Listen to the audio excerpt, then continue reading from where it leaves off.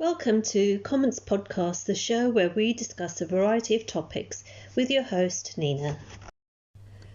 The media images being projected across the world of the terrible increase of COVID-19 cases in India and subsequent rising death toll supports a case for governments wanting as many people as possible to be vaccinated against COVID. The huge number of cases of coronavirus and deaths is a reminder to everyone that there is no escape from the pandemic until populations of all nations are vaccinated. Cases of the Indian mutant COVID has been identified in a couple of countries already, but the numbers seem to be extremely small, and governments, at least in the UK, have managed so far to contain its spread. The vaccination rollout programme has been a success in many countries, from Israel, New Zealand, UK, USA, and Europe to mention a few. However, it is difficult to disguise the fact all these are wealthier nations, and middle to lower income countries are still lagging far behind. Yet through the Gavi COVAX schemes, the vaccination rollout should begin in earnest soon, particularly in developing countries where the need is so great to ensure infection rates from COVID continue to remain low. The lack of internal health infrastructure compounds problems if cases were to increase. These countries are extremely vulnerable to being unable to deal with the surge of COVID-19 infections, and lockdowns would only serve to cripple their already fragile economies. The only solution seems to be a vast vaccination rollout programme as soon as possible in developing countries. In the UK, where the vaccination programme has been successful, we've seen an increased uptake, especially from ethnic communities. The next step is for governments to consider additional ways for people to prove they have received the vaccination jab or prove they are COVID-free through usage of a lateral flow test.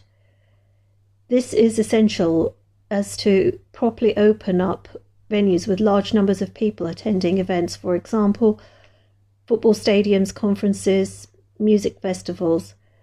At least for the foreseeable near future, a system needs to be in place to ensure there is a lower risk of getting or transmitting coronavirus, and additional adequate measures are required to protect the public's health at large gatherings and just restore confidence for businesses. In the UK and other countries, as in the European Union, a digital certificate is being considered as a viable option. In the UK, the existing NHS or National Health Service Act could be used to prove that a person has received the vaccine or had a negative COVID test. It would be easy to download on any mobile phone the NHS app or one similar in other countries, and it would allow automatic entry to visitors to clubs, stadiums. This would ensure that these large venues are COVID secure and could also open up indoor theatres where ventilation has always been a problem to admit large numbers of people. Hopefully, governments can agree and soon make an announcement that these digital passports or digital certificates or digital apps will be available shortly to allow a degree of normality back into many people's lives. More importantly, such passports or certificates would be a lifesaver for many businesses and help economies recover quicker. It is one method, perhaps not totally foolproof, but an important step towards improving the safety of visitors to many places which have been forced to remain closed during the pandemic. As measures of lockdown ease gradually, many people will be looking forward to resume their summer holidays and start booking their next break. Many of their plans have remained on hold for the past 12 months. It is inevitable some form of COVID digital certificate passport however you wish to define it, will be required for international travel and for entry into many countries. Some people will argue the pros and cons of digital COVID passports for certificates regarding its privacy and ethical issues, highlighting the possibility of discriminating against those who have not been vaccinated. However, there is no real alternative at this particular stage until the coronavirus is fully under control globally. We have all had to endure restrictions and severe lack of freedom of movement during the last 12 months of this pandemic.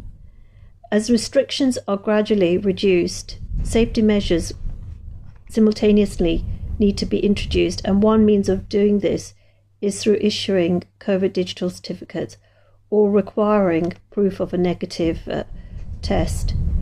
Inevitably, anti-vaxxers, those who refuse to take the vaccine jab due to a number of personal reasons, will inevitably face difficulties as a result, for example, to travel abroad.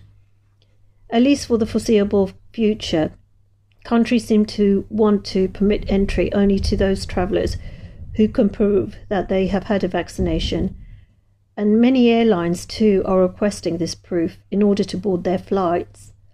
Holiday companies, airlines, as well as national governments will be requiring travellers to prove they are vaccinated, and this information will be presented via a digital vaccine passport, certificate or app, once they've decided, of course, and should allow holidaymakers to travel freely shortly. The harrowing images of India suffering from its sudden second wave of coronavirus has strengthened the argument to deploy vaccines as rapidly as possible in developing countries. Viewing images of deaths by the roadside in India as their hospitals struggle to deal with the sheer numbers has revealed that this virus is still running rampant. We're all beginning to realize that no country is safe until all nations' populations are vaccinated globally. That's to say, everyone, everywhere. Thank you for tuning in to today's episode.